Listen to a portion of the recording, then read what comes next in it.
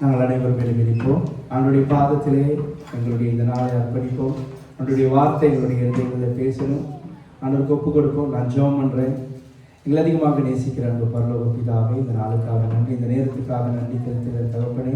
இந்த நாளிலும் அப்பா தகப்பனே பேச போகிற ஒவ்வொரு காரியங்களும் ஆண்டவரே வல்லமையாய் நீங்கள் தகப்பனே அந்த மத்தியிலிருந்து ஆவியானவர் நீங்கள் எங்களுடைய வாயில நீங்கள் ஆண்டவரை பேசணும்.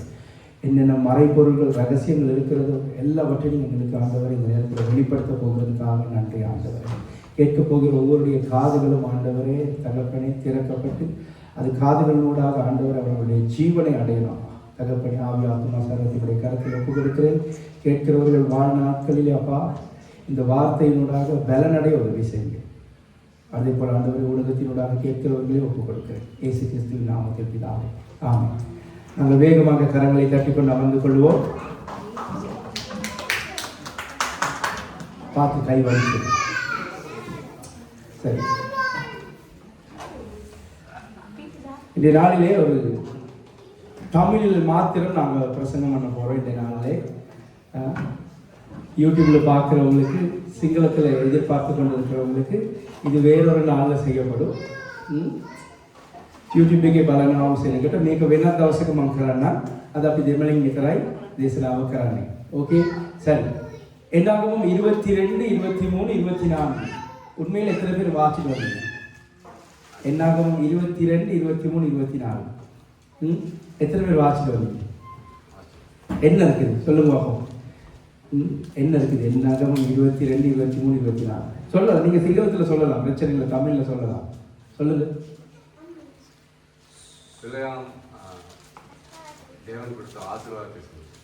ஆசீர்வாதத்தை சொல்லல சொன்னார். ஓகே, வேற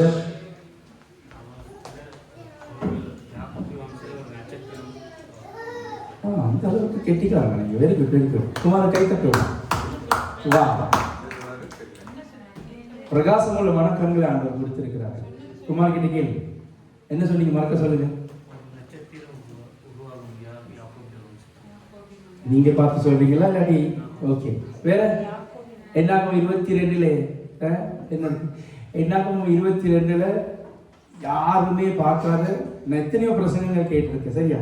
கிட்டத்தட்ட ஒரு 12 பிரசங்கங்களுக்கு மேல கேட்டேன். சரி, அதாவது எல்லாம் இல்லை, 12 பிரசங்கங்கள் கிட்ட தேடி பார்த்தேன் யார் யார் என்ன சொல்றாருன்னு சொல்லி. என்னுடைய வேதாகம ஆசிரியர், சரியா, பிரின்சிபல், முதல் பிரின்சிபல் பாஸ்டர் சுரேஷ் ராமச்சந்திரன், அவர் கூட அந்த காரியத்தை ஸ்கிப் பண்ணிட்டு போறாரு. நான் வேற நேரத்தில் சொல்றேன்னு சொல்லிட்டு. ஆனால் அவர் அதை பார்த்துட்டு பாயிண்ட் பண்ணி சொல்றாரு. அவர் எப்படி? அவருக்கு கழுகை விட பிரகாசம் உள்ள கண்கள் இருக்கு அவருக்கு. யாருமே சொல்லாத நிறைய காரியங்கள் ஆண்டவர் இதுல இருந்து காண்பிச்சாரு. அதுல ஒண்ணுதான் அவர் சொன்னது, யாக்கோபுக்கு ஒரு நட்சத்திரம். வேற பாத்தீங்களா? வாசிக்கணும் தெரியும். கேளு, சொல்லுங்க.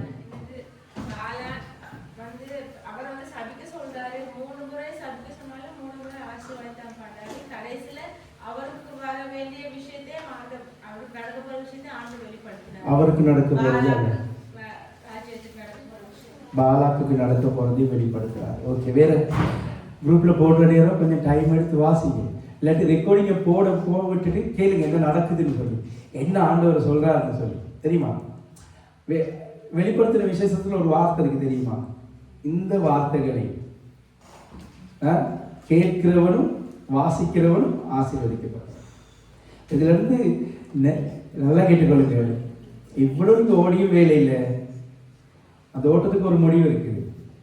ஆனா இயேசுவோட நீங்க இருந்தா முடிவு இல்லை, முடிவு இல்லை. அநியாயமா உங்களுடைய இந்த உலகத்துக்குரிய காரியத்துக்கு நீங்க உங்களை அர்ப்பணிச்சுட்டு தேவையானது விட்டுறாருங்க. தேவையானது என்னது? இது நல்லா அருமையாக ஆராதிச்சுங்கிறது சூப்பர். உண்மையிலேயே முதல் நாளே அப்படி ஒரு ஆராதனையை நாங்கள் பார்த்தது தான். வெரி குட், ஆண்டவருக்கு ஸ்தோத்திரம்.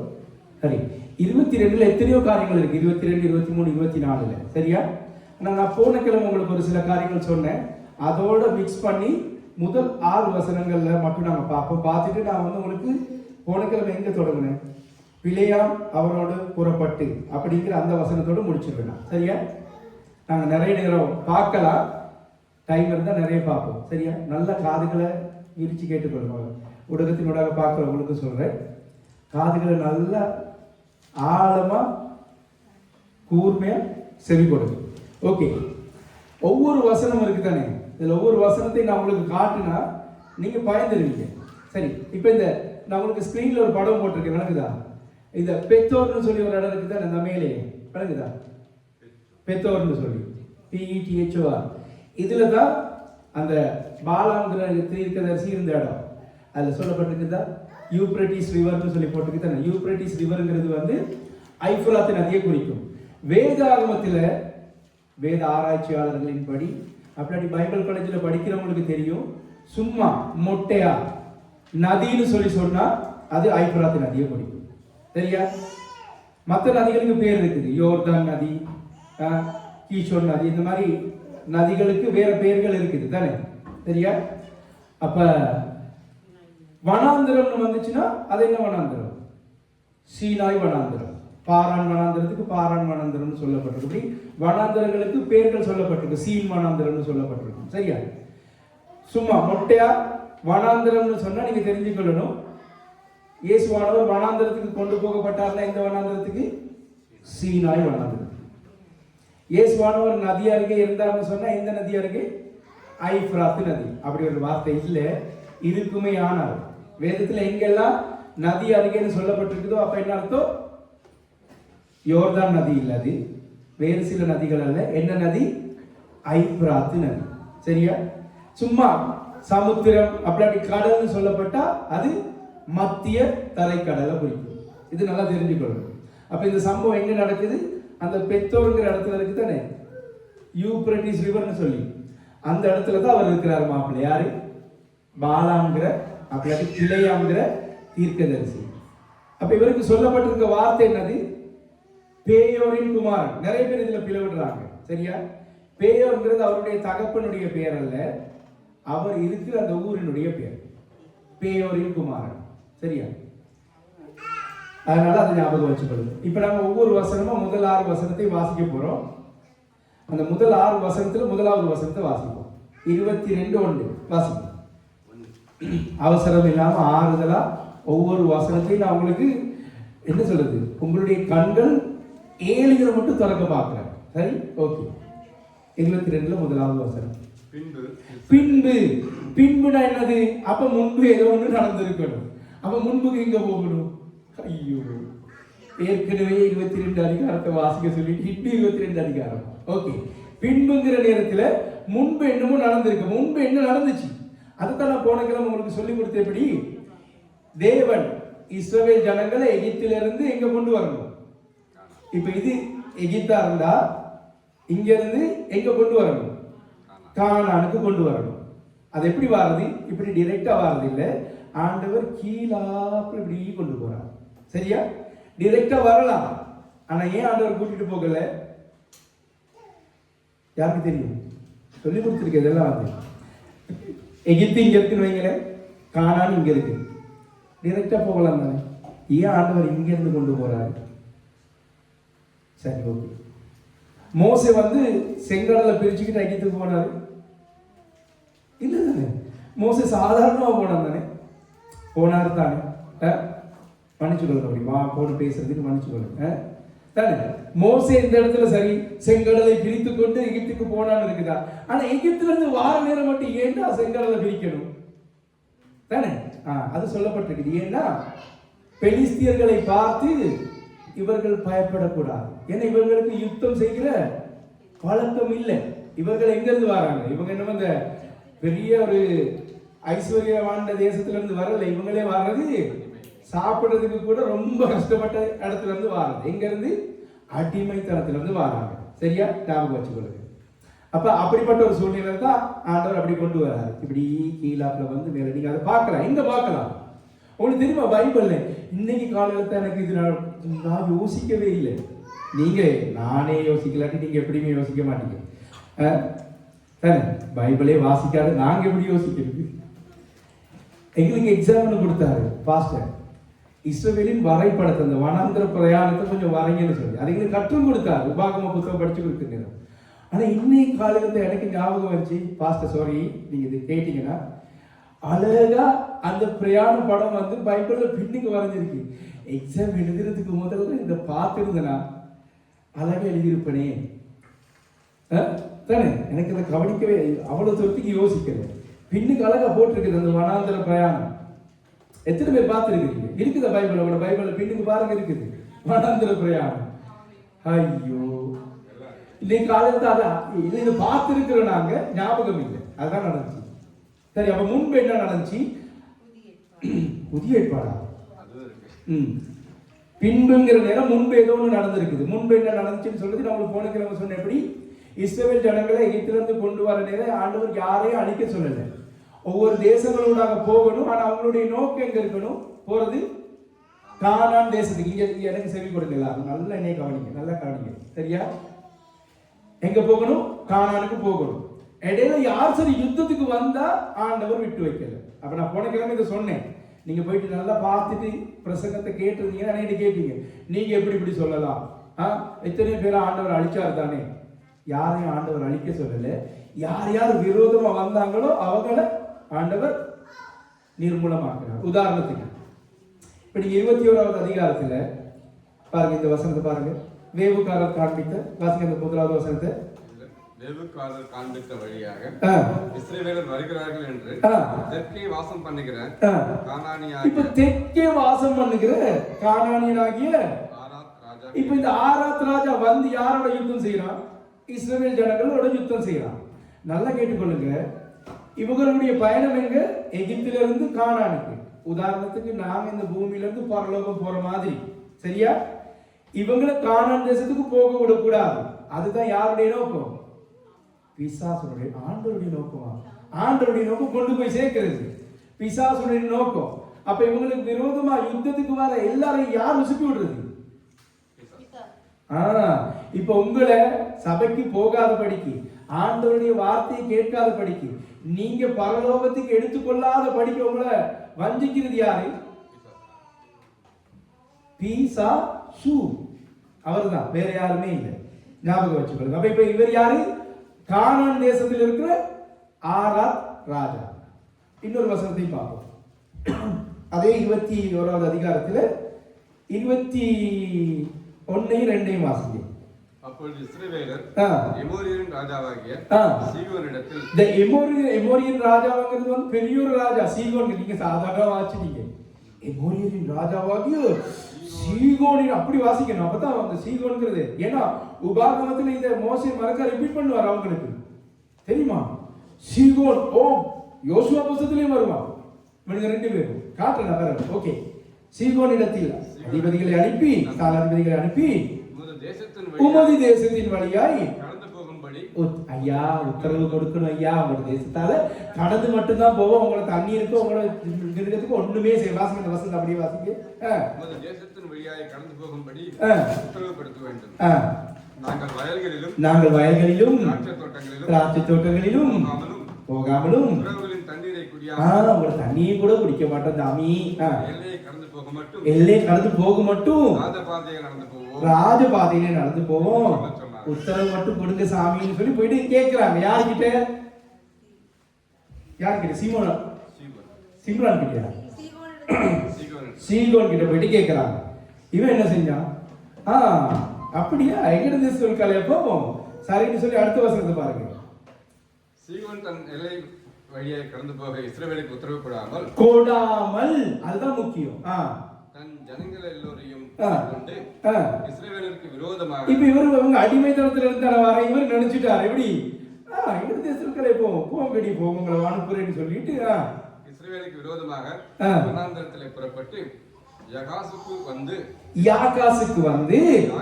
வந்து இஸ்ரவேலரோட யுத்தம் பண்ணினார். இப்ப இஸ்ரவேலோட யுத்தம் பண்றதுங்கிறது யாரோட யுத்தம் பண்ணுவாங்க? தேவனோட யுத்தம் பண்ணணும். சும்மா சாதாரண யுத்தம் பண்ணிடலாம். விளங்கிச்சா? இப்ப இந்த கதைகள்லாம் வாசிக்கிற நேரம் தான் உங்களுக்கு இன்ட்ரெஸ்டா இருக்கும். விளங்கிச்சா? உண்மையிலேயே உலகத்துல எத்தனையோ பேர் புத்தகம் படிப்பாங்க. இந்த புத்தகத்தை படிச்சு இந்த புத்தகத்துல இருக்க கதைகளை வாசிக்கிற நேரம் சொல்லுங்க அப்பா உங்களோட பிள்ளைங்க இன்னும் கொஞ்ச நாள் நான் அத்தானுக்கு அழகா சொல்லிக் கொடுப்பேன் இந்த கதைகள் எல்லாம். எப்படி? சும்மா இல்லை. இவங்க வந்து யுத்தம் பண்ணணும். ஆண்டவர் என்ன செய்யறாரு?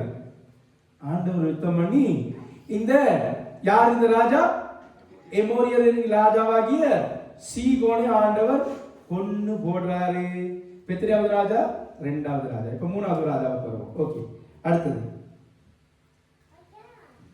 இஸ்ரவேலர் அவனை பட்டை இல்ல அவ்வளோ இதுல வேண்டாம்.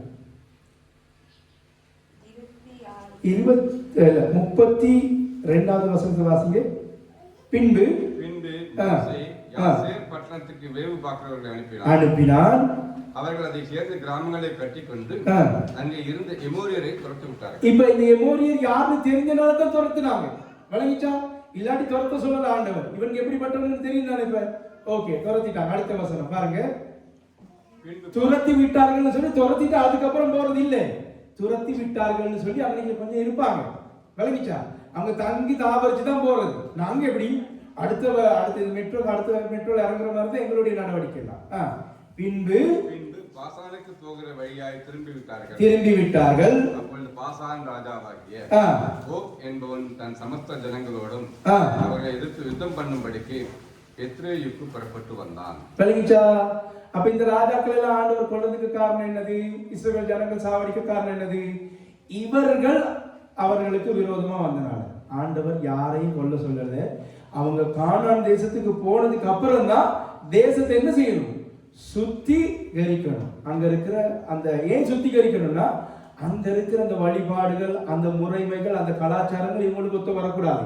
இவங்களுக்கு ஆண்டவர் வேறொரு கலாச்சாரத்தை கொடுத்திருக்கிறார். அதுதான் என்ன? யூத கலாச்சாரம். ஓகே, அப்ப இப்ப இந்த ரெண்டு ராஜாக்கள் செய்த தவறுனால இவங்க அணிஞ்சாங்க. முதலாவது ராஜா அவரும் அணிஞ்சாரு. இப்ப இந்த 3 பேருடைய கதையை யாருக்கு கேக்குது? நல்லா கேட்டுக்கொள்ளுங்க. மோவாப் எங்க இருக்குது? அந்த இந்த பாருங்க மேப்ல உங்களுக்கு வேணும் நினைக்கல. மோவாப் எங்க இருக்குன்னு சொல்லி இந்த இருக்கு பாருங்க, ரெட் கலர்ல மோவாப். அதுக்கு கொஞ்சம் மேலதான் அவர் இருக்கிறார். சரியா? இப்ப இதெல்லாம் எங்க நடக்குது? இந்த வனாந்தர பிரயாணத்துல தான் நடக்குது. மோவாப் எங்க இருக்குது? விளங்குதா? ரெட் கலர்ல விளங்குது எல்லாத்துக்கும். பேராது சராமி விளங்குதா? விளங்குது எல்லாத்துக்கும். விளங்காதவங்க கை தூக்குங்க. ஓகே, எல்லாருக்கும் விளங்குது. சரியா? இப்ப இதெல்லாம் கேள்விப்படுறாரு யாரு? மாப்பிள்ளை கேள்விப்படுறாரு. 22வது அதிகாரத்தில் இருக்கு. இப்ப வாசிங்க.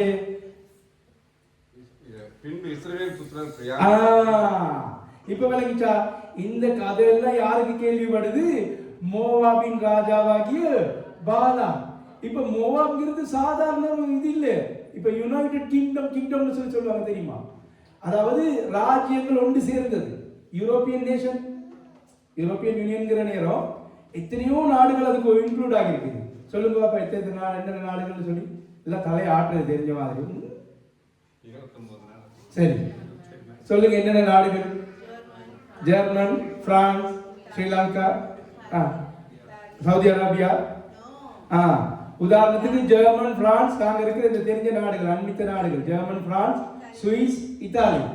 இந்த மாதிரி என்ன சொல்றது? இந்த இதுகளுக்கு உட்பட்ட நாடுகள் தானே. அந்த மாதிரிதான் இந்த மோவாப்ங்கிறது ஒரு பெரிய ஒரு தேசம். அப்ப இவனுக்கு என்ன செய்யறாங்க? இஸ்ரவேலுக்கு பாய்ந்துட்டாங்க.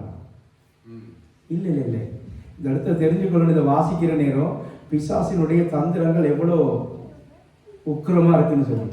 ஏன் எங்களுக்கு யாத்திராகம் 17வது அதிகாரத்துல இவங்க அப்பதான் எங்க செங்கடல கடந்துட்டு வர்றாங்க. வந்த உடனே அமலேக்கர்கள் அமலேக்கியர்கள் எங்க இருக்கிறாங்க?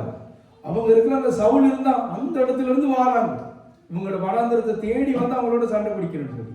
அப்ப அந்த மாதிரி இவனுக்கு தெரியும் இவனுடைய பலம் என்னன்னு சொல்லி இவனுக்கு தெரியும். ஆனாலும் இவர்கள் எல்லாம் சாத்தானினுடைய கட்டுப்பாட்டுக்குள்ள இருக்கிறவங்க தானே. விளங்கிச்சா? பிசாசு எப்படி? ஓகே, இந்த 3 ராஜாக்களையும் கொண்டுட்டா நம்மளையும் கொள்றதுக்கு வாரத்துக்கு முதல்ல நாங்க முந்தி கொள்ளணும். இப்பதான் ரொம்ப கவனமா வாசிக்கல. இஸ்ரவேலர் எமோரியருக்கு செய்த அவையும் சிப்போரின் குமாரனாகிய பாலாக் கண்டான். இல்ல முதலாவது வசனம் அப்படி இல்லையே. பின்பு இஸ்ரவேல் புத்திரர் பிரயாணம் பண்ணி எரிகோவின் கிட்ட. இந்த பாருங்க, எரிகோ இருக்குது. விளங்குதா? கில்கால் ஒன்று இருக்குது கீழே. கொஞ்சம் கில்கால் விளங்குதா? அந்த கில்கால் விளங்குதா? ஜெரிகோன்னு சொல்லி விளங்குதா? எத்தனாவது ஜெரிகோ? யாருக்கு சொல்ல? மூணாவது இல்ல, நம்பர் சொல்லுங்க. 18வது இடம் தான் எரிகோ. அந்த இடம் இப்ப வாசிங்க. எரிகோவுக்கு கிட்ட இருக்கும் யோர்தானுக்கு அந்த ஒரு கோடு போகுது பாருங்க, அதுதான் அந்த யோர்தான் நதி. சரியா? இக்கரையிலே மோவாபின் சமனான வெளியா. இப்ப உங்களுக்கு விளங்குதா? இன்னைக்குல அந்த எரோ வந்துட்டு ஒரு சில இடங்கள்ல எரோ மார்க் பண்ணாம வந்துகிட்டு இருக்குது. அதுல இருந்து தான் அங்க போகணும். சரி, அந்த இடத்துல தான் இவர் என்ன செய்யறாரு? அந்த வசனம் சொல்லப்படுது. பின்பு இஸ்ரவேல் புத்திரர் பிரயாணம் பண்ணி எரிகோவின் கிட்ட இருக்கும் யோர்தானுக்கு இக்கரையில் மோவாபின் சமனான வெளியிலே பாளையம் இறங்கினார்கள். அடுத்த வசனம், இஸ்ரவேலர் எமோரியர் நிரப்பி யாரு? பாலாக்கா? மோவாபின் ராஜா தான் பாலா. நல்லா கேட்டுக்கொள்ளுங்க, கவனம் செலுத்துங்க. அதான் சொல்றேன். எமோரியர் யாரு? முதல்ல பொண்ணு போட்டீங்களே, யாரு? சீகோன். எமோரியருக்கு செய்த யாவையும் சிப்போரின் குமாரனாகிய பாலாக் கண்டான். அடுத்த வசனம், ஜனங்கள் ஏராளமான இருந்தபடியினால் மோவாப் மிகவும் பயந்து. மோவாப்ங்கிற நேரம் தேசத்துல சொல்லப்படுது. அவன் யாரு? பாலாக் மிகவும் பயந்து இஸ்ரவேல் புத்திரன் நிமித்தம் கலக்கமடைந்து கானான் ராஜாவை கொண்டுட்டானுங்க.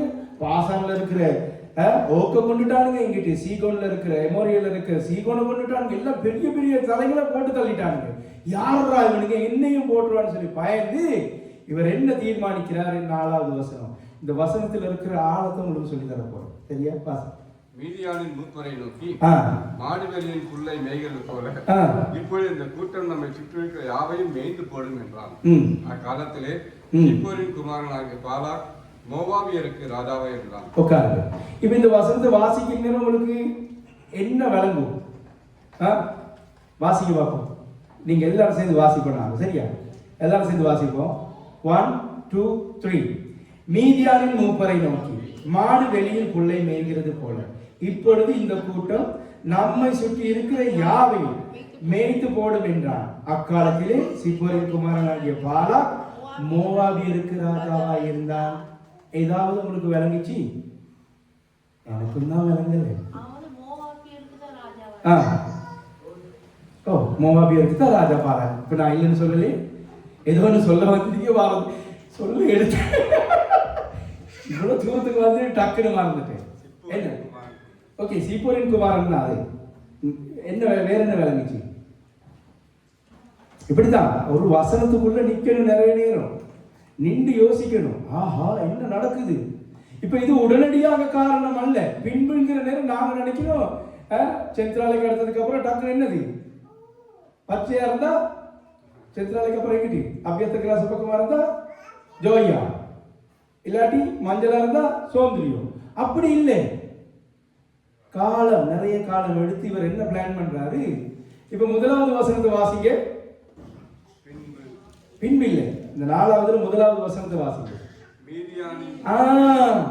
மீதியான் எங்க இருக்குது? மோவாப் எங்க இருக்குது? விளங்கிச்சா? மீதியான் எங்க இருக்கு தெரியுமா? மோவாப் இங்கடா, மீதியான் இங்க இருக்குது. விளங்கிச்சா? உங்களுக்கு என்ன சொல்ல வரேன்னு சொல்லு. மோவாப் இந்த இடத்துலனா மீதியான் கீழே இருக்குது. இவன் ஏன் மீதியான் மூப்பரை நோக்கி? அவங்க கூட்டணி சேர்ந்தா உங்களுக்கு மீதியான் விளங்குதா? எங்க இருக்குது? இந்த இருக்கு மீதியான். விளங்குதா? மோவாப் எங்க இருக்குது? இங்க இருக்கு மோவாப். விளங்குதா? என்ன செய்ய? எனக்கு ஒண்ணுமே விளங்குது இல்லைன்னு சொல்லக்கூடாது. சரியா? அடுத்த படத்துல இருக்குதான்னு பார்ப்போம். 1வது படத்துல தான் நல்லா கிளியரா இருக்குது. ஓகே, இந்த பார்த்துக்கொள்ளுங்க. இந்த இருக்கு மீதியான். சரியா? விளங்குதா? மீதியான் இந்த பாருங்க, மேல இருக்குது மோவாப். இந்த இருக்கு மோவாப். நான் சும்மா விட்டுட்டா உங்களுக்கு விளங்கு எங்க மீதியான் எங்க மோவாப் இருக்குன்னு சொல்லி. ஓகே, உங்களுக்கு தெரியுமா? எத்தனை பேர் நீங்க பழைய படம் பார்த்துருக்கீங்க? அந்த காலத்துல தமிழ் படம் பார்த்துருக்கீங்களா? சரி, ராஜ காலத்து படம், எம்ஜிஆர் வால்பை படங்கள், சிவாஜி கணேசன், ஜெமினி கணேசன். தெரிஞ்ச ஒரு நடிகர் பேர் சொல்லுங்க. சரி, எனக்கு சான்ஸ். நானும் அதெல்லாம் பார்த்துட்டு இல்ல ஆவிக்குரிய தலைவர்கள் மாதிரி பேசுறாங்க. நம்பியார், வீரப்பா, எப்படி இப்ப சன்னடா விளக்குது, காலா காலங்கள் படத்தை தான் பார்த்துருக்கிறான்னு சொல்லி எப்படி பிரதர் ஒரு கொஞ்சம் விட்டாதான் உள்ளுக்கு நுழைஞ்சி நீந்திட்டு வாருது. வேற யாருக்கா? பாலையா பேரு? சரி, ஓகே. இப்ப நான் ஒரு கதை சொல்ல போறேன். அதுல இருந்து என்னால அப்படி சொன்னாதான் உங்களுக்கு விளக்கும். இப்ப அந்த காலத்துல ஒரு இது இருந்துச்சு. எப்படின்னா, ஒரு சில ராஜ்யங்களுக்குள்ள மற்ற ராஜாக்கள் இருப்பாங்க. ராஜாக்களின் மத்தியில மற்ற ராஜாக்களினுடைய மந்திரிகள் இருப்பாங்க. மற்ற ராஜாக்களினுடைய முக்கியமான நபர்கள் இருப்பாங்க. உதாரணத்துக்கு நான் சொல்றேன், ஊடகத்தின் ஊடாக இருக்க நீங்களும் பார்த்தாலும் பரவாயில்ல, பிரின்சிபல் ஏசினாலும் செய்ய வழி இல்லை, இதுதான் உண்மை. எத்தனை பேருக்கு தெரியும் பூம்புகார்ங்கிற படம் பார்த்துருக்கிறீங்க? பூம்புகார்ங்கிறது தமிழ்ல ஐம்பெரும் காப்பியங்கள் தெரியுமா? தமிழ் படிச்சவங்க கொஞ்சம் கையை தூக்கி பார்ப்போம். ஐம்பெரும் காப்பியங்கள் தெரியுமா? ஐம்பெரும் காப்பியங்கள் சொல்லுங்களா பார்ப்போம். நல்ல நேரம் நாங்கள் சிங்களத்துல படிச்சோம். இப்போ மட்டும் நான் சிங்களத்துல தான் படிச்சேன். கண்மலையா, சீவக சிந்தாமணி, வளையாபதி, குண்டலகேசி, சிலப்பதிகாரம், மணிமேகலை.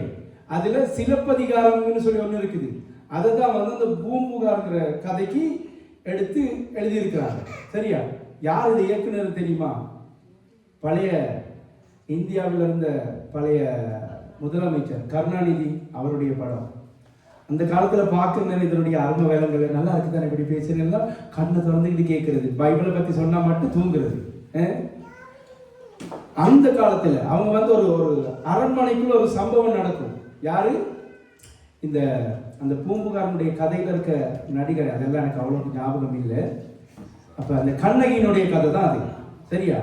அவளுடைய அந்த பாத சலங்குல இருக்கிறத சிலம்புல ஒரு பிரச்சனை நடந்துச்சுன்னு சொல்லி அந்த ராஜா, யாரு, பாண்டிய மன்னன், விசாரிக்காமலே அந்த கண்ணகியினுடைய கணவனுக்கு என்ன பேர்? மாதவனா, கோவலன். Very good. அப்ப பாக்குறீங்க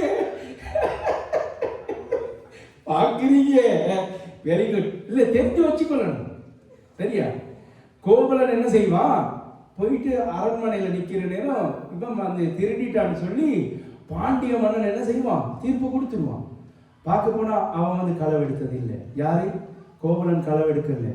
கடைசியில் இந்த கண்ணகி அந்த ஒரு சம்பவத்துக்காக மதுரை எரிச்சல் சொல்லி ஒரு பெரிய ஒரு ஸ்டோரியா இருக்குது. அந்த நேரத்தில் அவன் சொல்லுவா, உன்னுடைய அரண்மனையிலே ரோமாபுரியினுடைய அதிபதிகள் இருக்காங்கன்னு சொல்லி போயிட்டு பாருங்க இந்த படத்தை. இதுக்காக வேண்டி பாருங்க, நான் சொல்றேன், ரெக்கமெண்ட் பண்றேன்.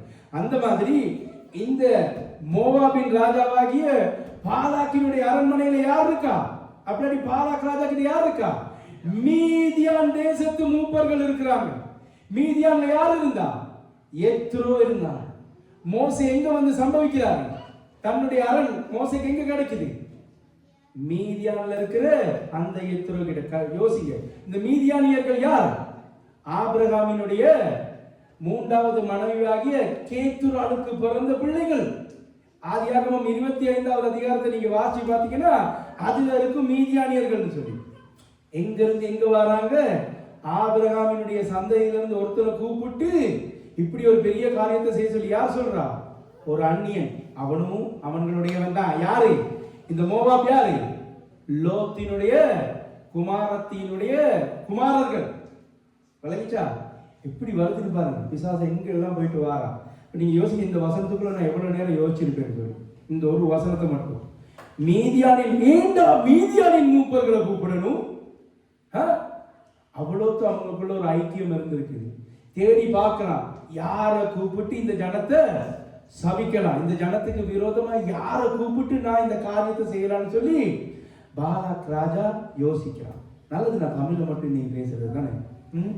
இதெல்லாம் சொல்ல டைம் பார்த்தாரு.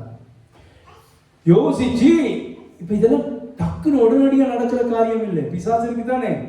100 தடவையா இருந்தாலும் உங்ககிட்ட பார்க்க, நீங்க போன் எடுத்துட்டு உலகத்துல இருக்க காரியங்களை நீங்க விட்டுட்டீங்கன்னா சந்தர்ப்பம் பார்த்துக்கிட்டே இருக்கும். இப்படி போவியா போனீங்கன்னு வைங்களேன், கேட்ச் பண்ணிடுவோம். அதுதான் பிசாசினுடைய தந்திரம். அந்த மாதிரி ரொம்ப காலம் வெயிட் பண்ணி விசாரிச்சு இப்ப யார் அனுப்புறா? மீதியானின் மூப்பர்களை கூப்பிட்டு சொல்றா, மாடு வெளியின் புள்ளை மேய்கிறது போல இப்பொழுது இந்த கூட்டம், எந்த கூட்டம்? இந்த இஸ்ராயல் கூட்டம் வருதுன்னு சொல்லிட்டு அவங்களுக்கு சொல்றான். இப்ப இவங்களுக்குள்ள ஒரு டிஸ்கஷன் நடந்து இவங்க யோசிக்கிறாங்க யார்கிட்ட போகலான்னு சொல்லி. அப்புறம் தான் அந்த வசனம் தமிழ்ல பிழை வாசிங்க. அவன் பேயாரின் குமாரனாகிய பிலோயாமை அழைத்து வரும்படி. நோ, அந்த வசனம் வந்து இப்ப இங்கிலீஷ் பைபிள் யார்கிட்ட சரி இருக்கு? சிங்கள பைபிள் இருக்குதா? சிங்கள பைபிள் வாசிங்க அந்த 4வது வசனம் 5வது வசனம் எப்படி இருக்குன்னு சொல்லி.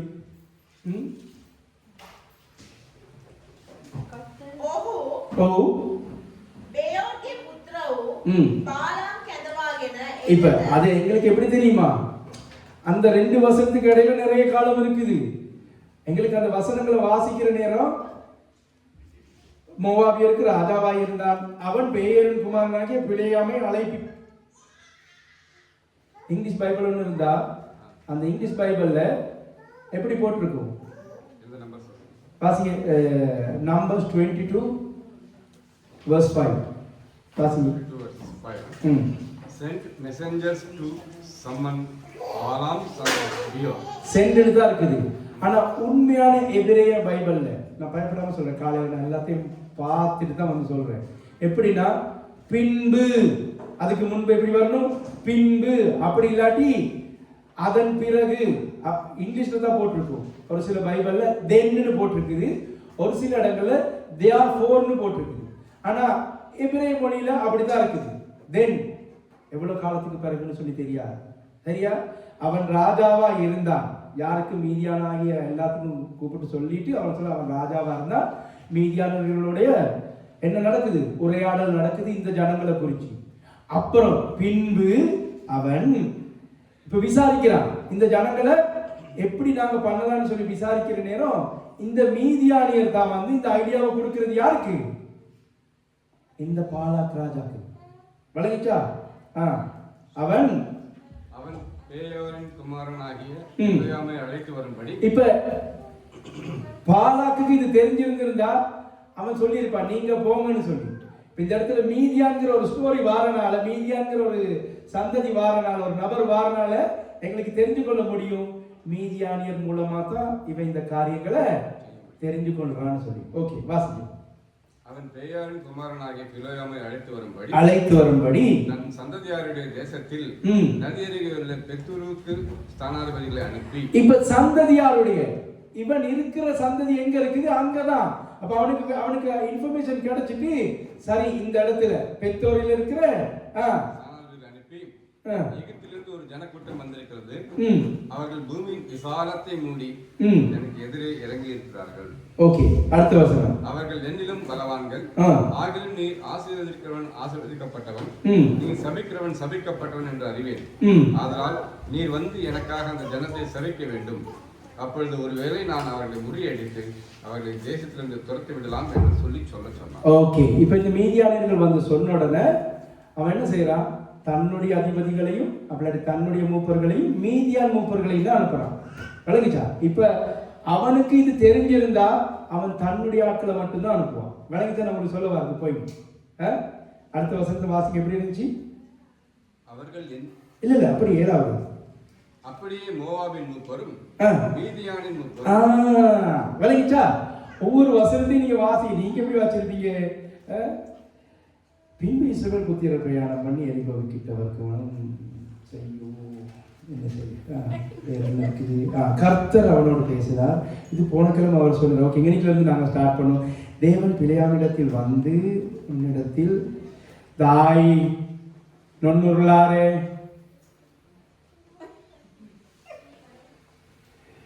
அப்புறம் திருப்பி பார்க்குறதா 41 வசனம் இருக்குதா இந்த ரொம்ப ரொம்ப நீட்டமாக அப்படியே 21 ஆகுது. 20 இப்போ ஆண்டவர் ஒன்று உணர்த்துவார். நீ 22 வாசிச்சு முடிக்கலையே. ஆண்டவரே உமக்கு தெரியும் என்னுடைய சூழ்நிலை. ஓகே, அந்த இடத்துல புல் ஒன்று வந்துச்சா, டெலிஃபோன் ஒன்று வந்துச்சா, 23ஆம் அதிகாரம் ஸ்கிப். இப்போ நேராக போயாச்சு 24. 23 என்ன? சரி, அதெல்லாம் தேவையில்ல, தெரிஞ்சது தானே, பிரசங்கத்தில் கேட்டுக்கொள்ளலாம். இஸ்ரவேலை ஆசீர்வதிப்பதே கர்த்தருக்கு பிரியம். அப்படியே ஒரு ஜெபம் ஒன்று நடக்கும்.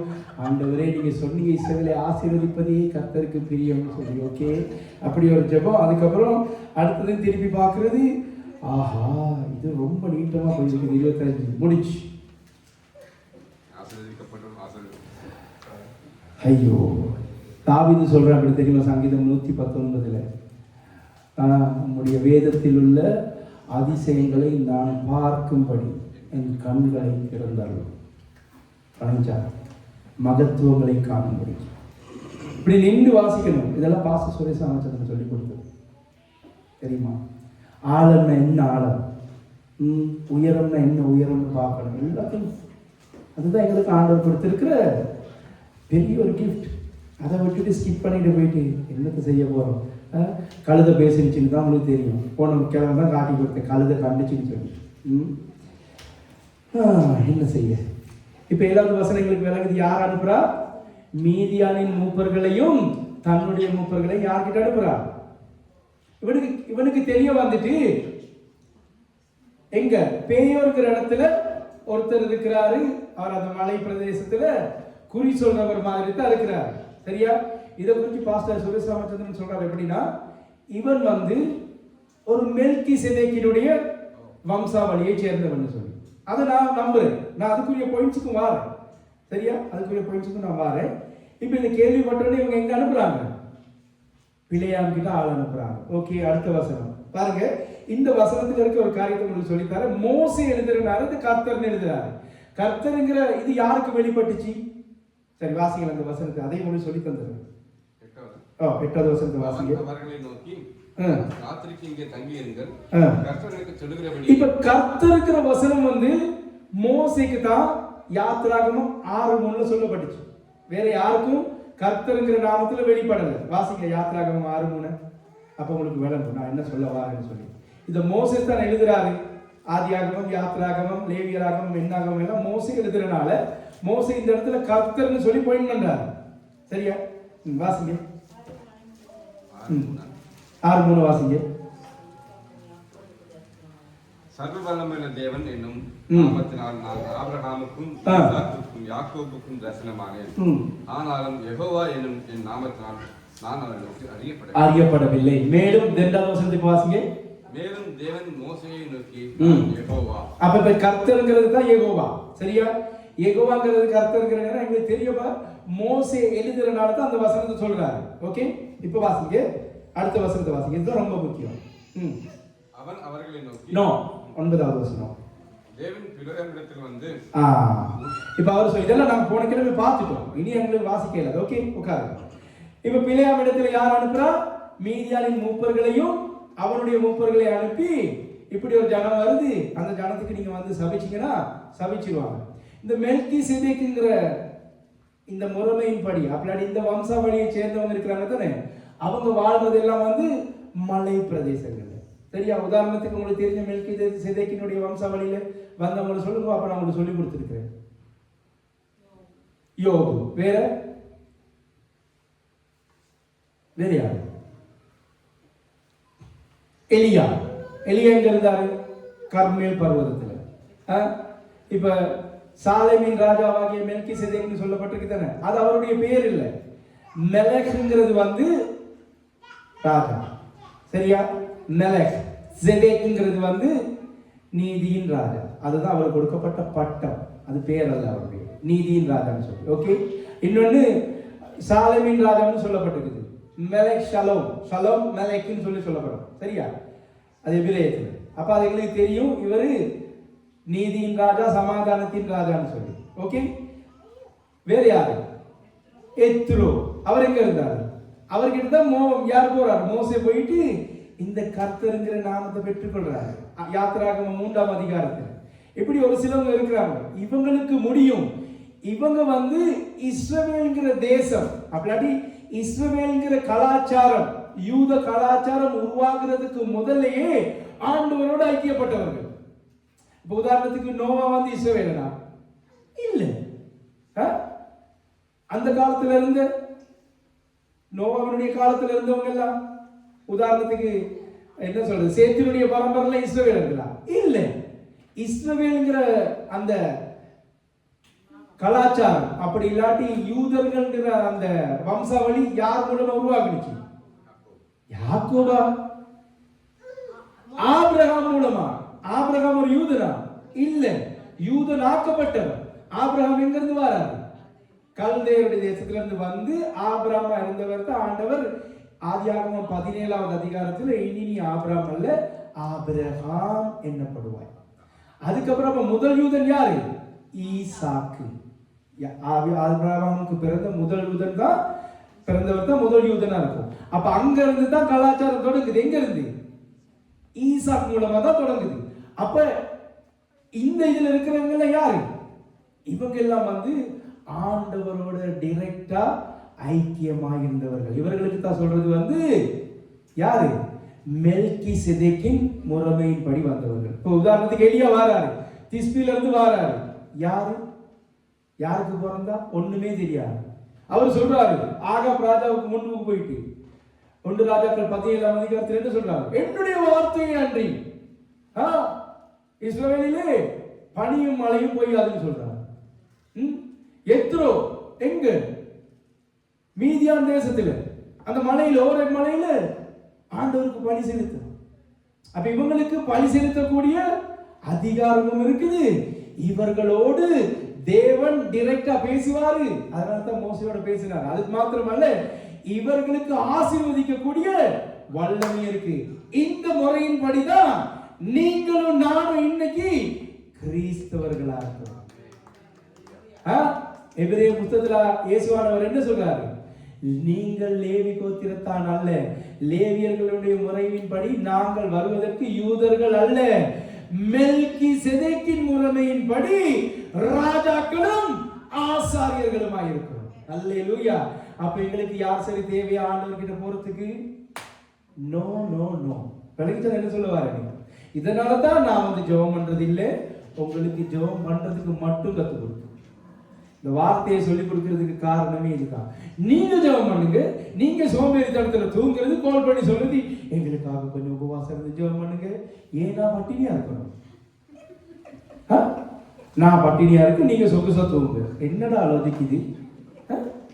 ஆமா இல்லையா?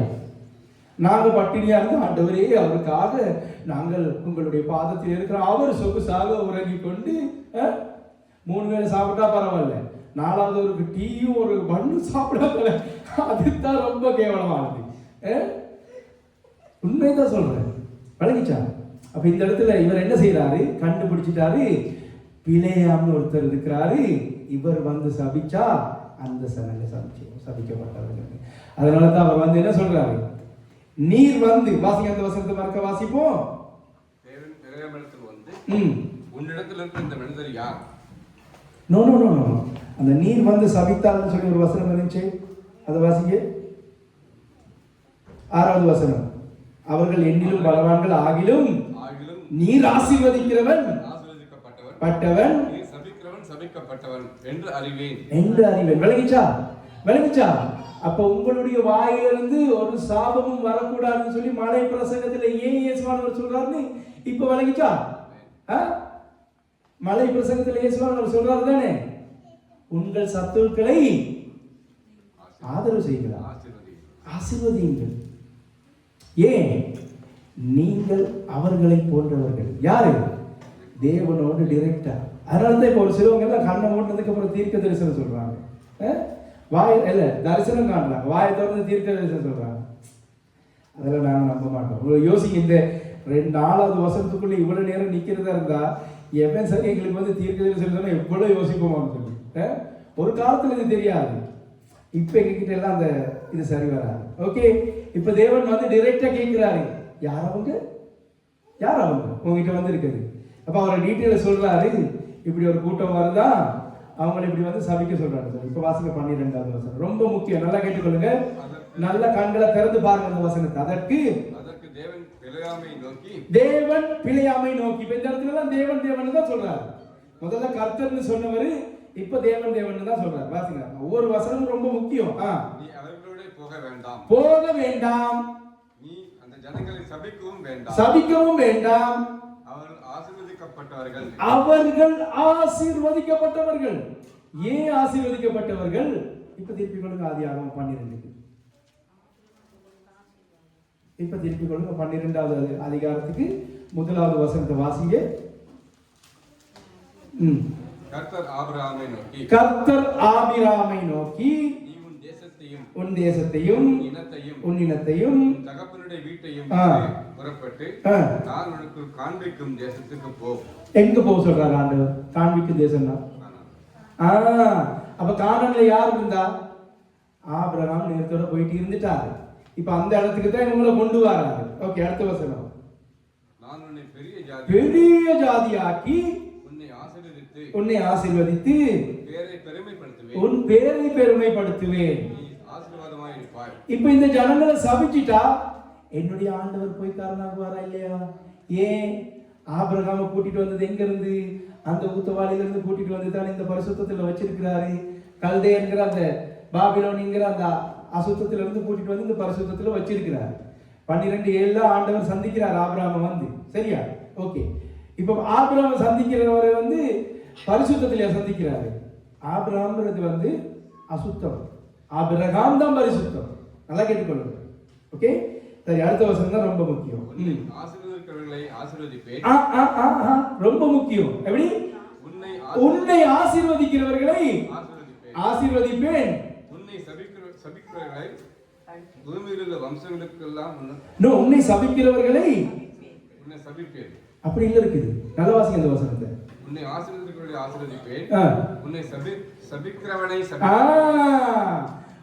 நான் சொன்னேனே, அவசரப்பட்டு வார்த்தை விடக்கூடாது, ரொம்ப கவனமா வாசிக்கணும். உன்னை ஆசீர்வதிக்கிறவர்கள் எத்தனை பேரா இருந்தாலும் அவர்களை ஆசீர்வதிப்பேன்.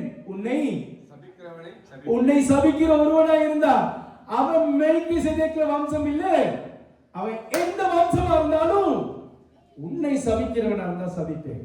நல்லா கேட்டுக்கொள்ளுங்க. இன்னைக்கு கிறிஸ்தவர்கள் இன்னொரு ஆண்டவருடைய ஊழியக்காரனை பார்த்து நிறைய சாபமான வார்த்தைகளை சொல்றாங்க தானே. அது அவங்களுக்கே திரும்பி வரும். ஆண்டவர் சொல்றாரு, உங்களை சபிக்கிறவர்களை சபிப்பேனா?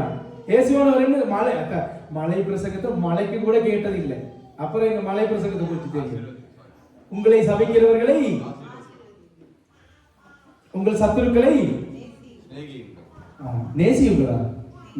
இப்ப இந்த இடத்துல ஆபிரகாமுக்கு கொடுத்த இந்த இதைத்தான் ஆண்டவர் என்ன செய்யறாரு? இது ஆபிரகாமுக்கு மட்டும் கொடுக்கல, இன்னொரு ஆளுக்கும் கொடுத்திருக்கிறாரு. பாப்போமா அதையும்? வாசிக்கும். ஆதியாகமம் 24 நினைக்கிறேன். 24 தான் ஈசாக்கினுடைய கதை வருது. 22 போன பாப்போம்.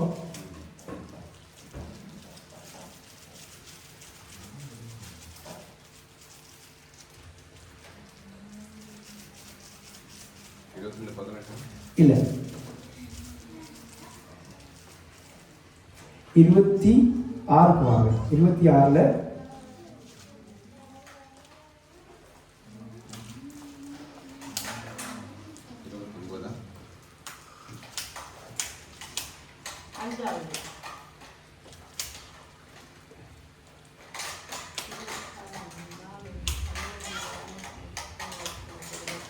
வாசிங்க. 3வது வசனம் வாசிங்க. இந்த தேசத்திலே வாசம் பண்ணு, நான் உன்னோட கூட இருந்து உன்னை ஆசீர்வதிப்பேன். நான் உனக்கும் உன் சந்ததிக்கும் தேசங்கள் யாவையும் தந்து உன் தகப்பனாகிய ஆபிரகாமுக்கு நான் இட்ட ஆணையை நிறைவேற்றுவேன். இது யாருக்கு சொல்றாரு? ஈசாக்குன்னு சொல்றாரு. அப்ப ஆபிரகாமுக்கு சொன்னது மட்டும் இல்ல, ஈசாக்குக்கு சொல்றாரு. இப்ப இன்னொருத்தருக்கு சொல்றாரு. திருப்பி 28 வாசிக்க வந்து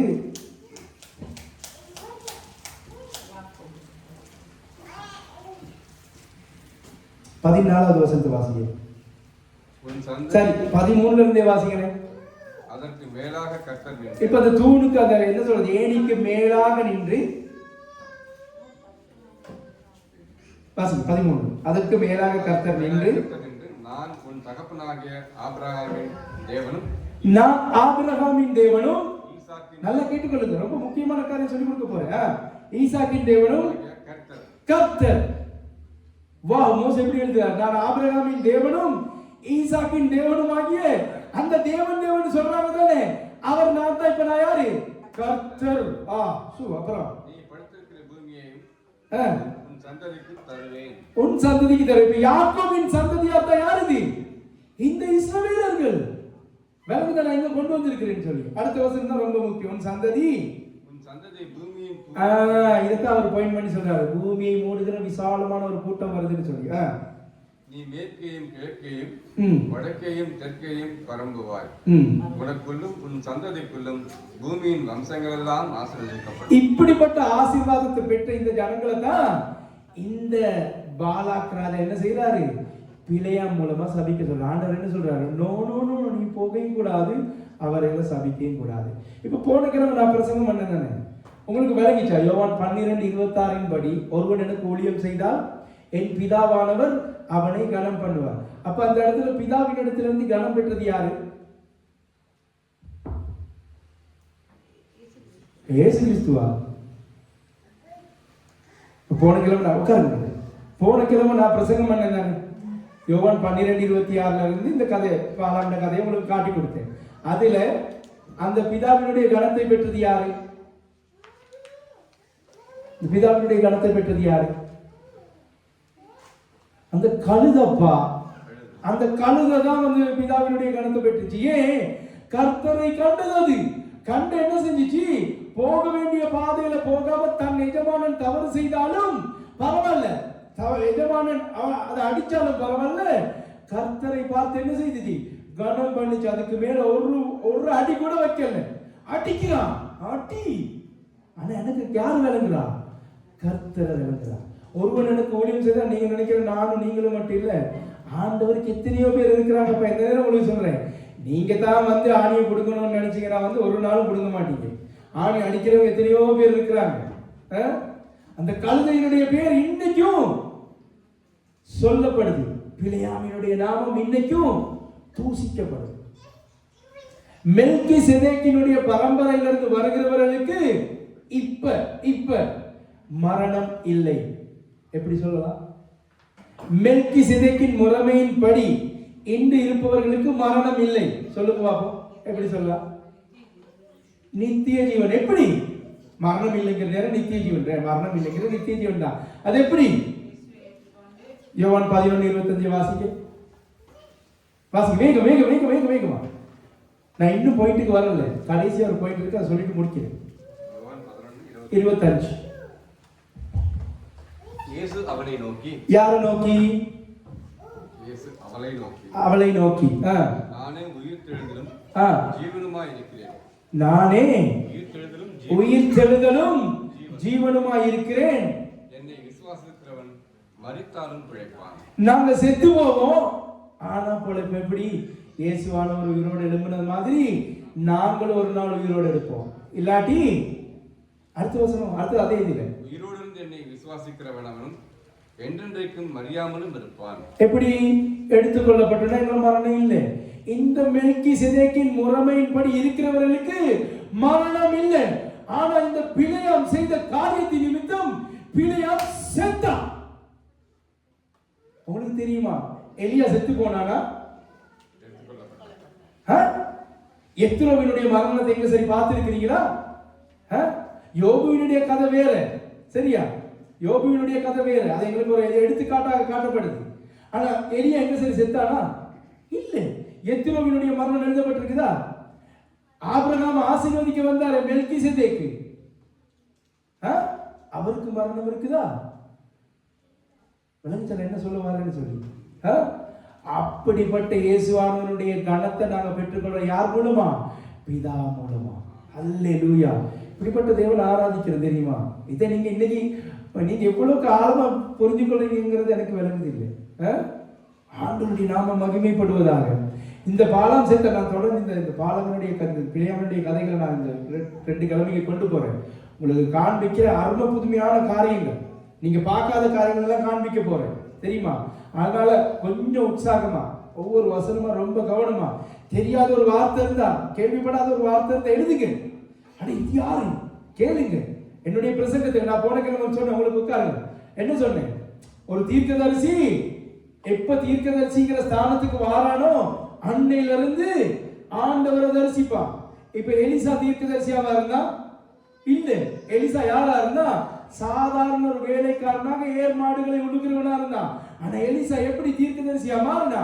எப்ப எலியா கிட்ட வந்தானோ, எலியாவின் மூலமா அந்த இரட்டிப்பான ஆசீர்வாதத்தை பெற்றானோ, அன்னிலிருந்து அவன் யார்?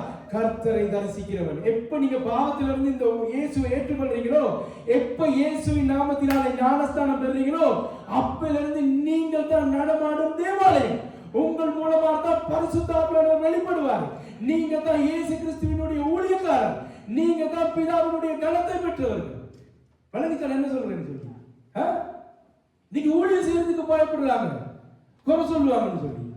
எங்களெல்லாம் எவ்வளவு குறை சொல்லியிருப்பாங்க தெரியுமா? 1.5 வருஷம் பனிஷ்மெண்ட்ல இருந்தேன்டா தானே. 1.5 வருஷம் பனிஷ்மெண்ட்ல இருந்தேன். எதுக்கு? இந்த அவங்க கொயர்ல இப்படி இருந்தாங்களா? அப்படி இருந்தா தப்பா கொயர்ல என்ன செய்ய? நான் சரி பிரசங்கம் பண்ணிட்டேன். நாங்க பிரசங்கத்தில் எங்களுக்கு ஆண்டவர் சொல்றது யாரா இருந்தாலும் சொல்லிடுவோம். பேச வேண்டியது பேசிடுவோம், பயப்பட மாட்டோம். கர்த்தர் தான் எங்களுடைய வழிகாட்டல். நானே வழியும் சத்தியமும் ஜீவனுமாய் இருக்கிறேன். என்னை விசுவாசிக்கிறவன் தான் பிதாவின் இடத்துல போவான். விளங்கிட்டா வேற யாரும் போக மாட்டாங்க. நாங்க பயப்பட மாட்டோம். அது யாரா இருந்தாலும். தவறு என்றால் தவறை கண்டிப்பாக சொல்வோம். இப்போ ஒரே ஒரு காரியம் உங்களுக்கு சொல்லித்தாரு. இந்த ஆண்டவரை நீங்க இந்த ஆண்டவருக்கு நீங்க ஊழியம் செய்றீங்கன்னு வைங்களேன், சரியா? ஒரே ஒரு காரியத்தை மட்டும் நாங்க பார்த்துட்டு முடிப்போம். இந்த ஆண்டவருக்கு நீங்க ஊழியம் செய்யற நேரம் உங்களுக்கு பிதாவினுடைய கனம் கிடைக்குது. அதே நேரத்தில் உங்களுக்கு ஒரு பிரச்சனைன்னு சொல்லி வருமா இல்ல, ஆண்டவர் ஒருபோதும் கைவிட மாட்டார். பிசாசானவன் எத்தனை சதி திட்டங்களை தீட்டினாலும் அதற்கு முன்பதாக ஆண்டவருடைய கரம் உங்களுக்கு கூட இருக்கும். நம்மளுக்கு காட்ட போறாங்க, சரியா? விளங்கிச்சா சொல்லி என்ன சொல்ல வாருன்னு சொல்லி. நீங்க இந்த ஊழியம் செய்கிற நாங்க என்ன நினைக்கிறோம், 24 மணித்தியால இன்னைக்கு இருந்து இருக்கணும். நாங்க எத்தனை அவர் ஊழியம் செய்யறோம்? சனிக்கிழமை பிராக்டிஸ் பண்றோம், 1 ஹவர் ஜெபம் பண்றோம், சரியா? திங்கள்ல இருந்து வெள்ளி மட்டும் 2 பேர் ஜெபம் பண்றாங்க. நிறைய பேர் இருந்தாங்க, இப்பொழுது அவர்களை காணவில்லை, எடுத்துக்கொள்ளப்பட்டார்கள். ஒரு சிஸ்டர் தான் நான் அடிக்கடி ஏசாயாவோடு டைரக்டா டீல் பண்றவங்க. அவங்க ஸ்ரீலங்கா போயிருக்காங்க, வருவாங்க கூடிய சீக்கிரம். நல்லா கேட்டுக்கணும், வருவாங்க கூடிய சீக்கிரம். நான் அடிக்கடி சொல்ற வார்த்தை தான், வருவாங்க கூடிய சீக்கிரம், சரியா? அதே போல சனிக்கிழமை ஜெபம் பண்றோம். இப்போ புதுசாக ஒன்று தொடங்கி இருக்கிறாங்க, லேடிஸ் மீட்டிங்னு சொல்லி. அது நடக்குது. ஞாயிற்றுக்கிழமை ஆராதனை. இவ்வளவுதான், வேற ஒண்ணுமே நாங்க செய்யணும். சரி, இந்த கொஞ்சத்துக்கு இவ்வளவு கஷ்டப்படுறாங்க. சரி, எப்ப நீங்க ஊழியம் செய்றீங்களோ உங்களுக்கு விரோதமாக சத்துருவானவன், இப்ப நீங்க சொன்னீங்களே உங்களுக்கு பிரச்சனைகள் நேரத்துல ஆண்டவருடைய கரம் இருந்துச்சுன்னு சொல்லி, அப்படி ஆண்டவர் உங்களுக்காக உதவி செய்யறதுக்கு எந்த நேரத்துல இருப்பாரு? நல்லா கேட்டுக்கொள்ளுங்க. அநேக நேரத்துல நாங்க அந்த சூழ்நிலைக்கு உள்ளுக்கு போயிருவோம். ஆனா எங்களுக்கு தோணும் ஆண்டவர் சூழ்நிலைக்கு உள்ளுக்கு வர்றதுக்கு முதல்லயே எடுத்திருக்கிறான்னு சொல்லி. அப்படியா இருந்தா அந்த 3 பேர், அனனியா, அஷரியா, மீசாவேல், நீங்க சொல்ற மாதிரி ஷாத்ராக், மேஷாக், ஆபேத்நேகோ, அதெல்லாம் பாபிலோனிய பேர்கள், சரியா? அதனால அந்த பேர்கள் உச்சரிக்க கூடாது. சொன்னதுக்கு பரவாயில்ல, தெரிஞ்சுக்கொள்ளும். அனனியா, அஷரியா, மீசாவேல் இருந்த 3 பேரையும் எங்க போட்டாங்க? அக்கினிக்கு போடுறதுக்கு முதல்ல ஆண்டவர் காப்பாற்ற எழுமையாளா? ஏன் அக்கினிக்குள்ள போடணும்? அப்பையும் என்ன ஆண்டவர் அற்புதம் செய்யறார். இவங்க போடுறதுக்கு முதல்ல 4வது அவர் உள்ளுக்கு நிக்கிறாரு. உள்ளுக்கு போய் இவனுக்கு அக்கினிலையா இருந்தானுங்க? இல்ல, ஏசியில இருந்தானுங்க. அக்கினில இருந்திருந்தா கருகி இருப்பானுங்க. அதனால ஒரு சகோதரர் படிச்சிருக்க எப்படி, அக்கினியின் சூளையில் வெந்து வெந்து போகாமல் கிருபை தாங்கினதே, என் மூடி கூட கருகாமல் புகை கூட அணுகாமல் கிருபை தாங்கினதே. அதுல போட்டிருக்கும். தானியேல் 3ஆம் அதிகாரம் வாசிச்சு பாருங்க. இருக்குதா தானியேல் ஒரு புத்தகம்? இருக்குது பாருங்க. எசேக்கியேலுக்கு அப்புறம் 3ஆம் அதிகாரத்துல 17, 18, 19 இருந்து நீங்க தொடர்ந்து வாசிக்கிட்டு வந்தீங்கன்னா என்ன சொல்ற தெரியுமா? ஆண்டவர் காப்பாத்தாட்டியும் பரவாயில்லடி, உனக்கு நாங்க செகண்ட் ஆக மாட்டோம். ஒன்று இதை வாசிக்க என்ன சொல்றது, கும்பிட மாட்டோம். சரி, நல்லா கேட்டுக்கொள்ளுங்க. சந்தர்ப்பத்தில் ஆண்டவர் இருப்பார், அந்த சூழ்நிலையில இருப்பார். சோதம் குமோராக்கு சண்டை, ஒரு பிரச்சனை நடக்குது, சரியா? எபிரேயர்கள் ஒருத்தர் 5 ராஜாக்களுக்கு விரோதமா 7 ராஜாக்கள் யுத்தம் பண்ணிட்டு சோதம் குமோராவை எடுத்துட்டு போறாங்க. லோத் அங்க இருக்கிறான், சரியா? ஆபிரகாமினுடைய சகோதரனின் மகன். லோத்தை கூட்டிட்டு போயிட்டாங்கன்னு சொல்லி, இந்த கதையில அவங்களுக்கு தெரியும், நான் கதையா சொல்லிட்டு முடிக்கிறேன். லோத்தை கூட்டிட்டு போனான்னு சொல்லி ஆபிரகாம் கிட்ட ஒருத்தன் ஓடி சொல்றான், உம்முடைய குமாரனை எடுத்துட்டு போயிட்டாங்கன்னு சொல்லி. ஆபிரகாம் என்ன செஞ்சான்? 318 பேரோட போயிட்டு சண்டை முடிச்சுட்டு எல்லாத்தையும் எடுத்துட்டு வாரார். இப்ப இந்த இடத்துல பிசாசானவன் வார என்னத்துக்கு? ஆபிரகாமை மகிமைப்படுத்த. ஆனா ஆண்டவர் விட்டு கொடுக்கல. ஆண்டவர் விட்டு கொடுக்கல. கேள்விப்பட்டிருக்கீங்க சாவே பள்ளத்தாக்குன்னு சொல்லி. வாசிச்சிருக்கிறீங்களா? ஆதியாகமம் 14ஆம் அதிகாரம் வாசிச்சிருக்கிறீங்களா? வாசிச்சிருக்கிறீங்களா? ஆதியாகமம் 14ஆம் அதிகாரம்.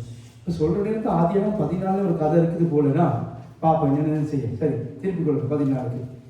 பாப்பா அந்த கதை எப்படிப்பட்ட கதைன்னு சொல்லி 17ஆவது வசனத்தை வாசிங்க. 16ல இருந்தே வாசிக்கலாம். அப்ப கொஞ்சம் எங்களுக்கு அந்த கதை விளங்கும். 16ல இருந்து ஆதியாகமம் 16ல இருந்தே வாசிங்க. நல்லா கேட்டுக்கொள்ளுங்க. எங்களுடைய ஆண்டவர் இப்படிப்பட்ட ஆண்டவர் ஆராதிக்கிறோங்கிறத நாங்க புரிஞ்சுக்கொள்ள எழுப்பிப்போம். சகல பொருள்களையும் திருப்பி கொண்டு எங்க இருந்து? சோதோம் கொமோராவை அவங்க கடத்திக்கிட்டு போனாங்க தானே.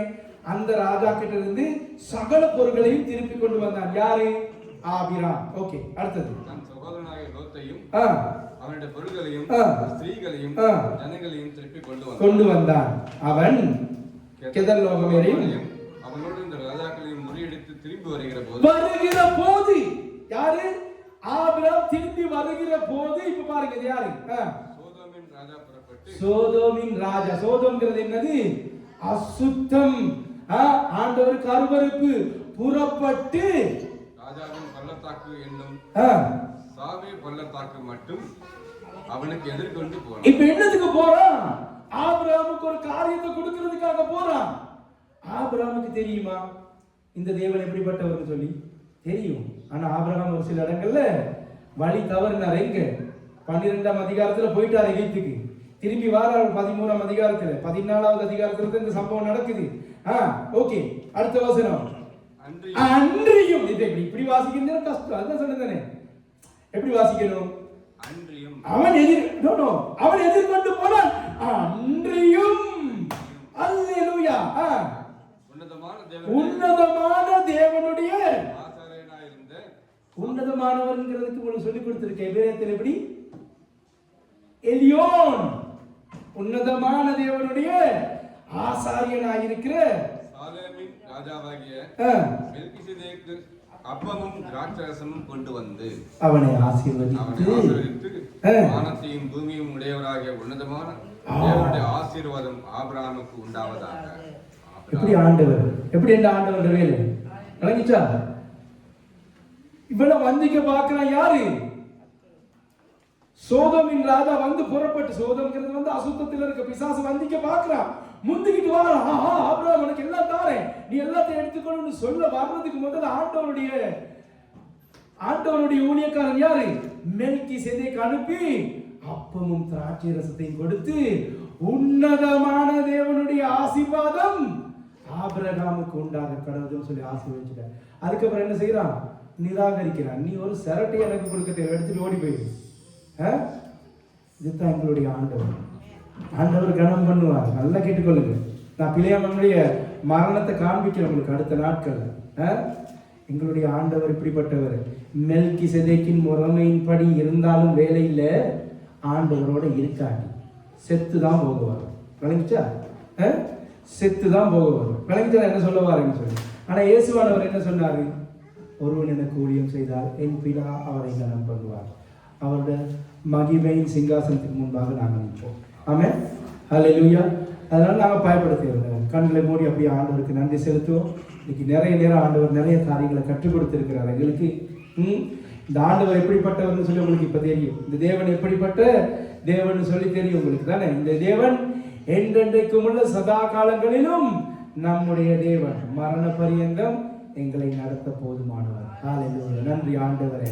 அப்பா, பிள்ளையாமை போல ஆண்டவரே நாங்கள் விழுந்து போகாதபடிக்கு தகப்பனே ஆண்டவரே நீர் எங்களுக்கு கற்றுக் கொடுத்து இந்த பாலாக் ராஜாவாகிய மோவாபின் ராஜா ஆண்டவரே எவ்வளவு தந்திரமாக உங்களுடைய ஜனங்களை ஆண்டவரே சபிக்க நினைத்தாலும் நீர் ஆசீர்வதிக்கிற தேவனாய் இருக்கிறது ஆண்டவர்.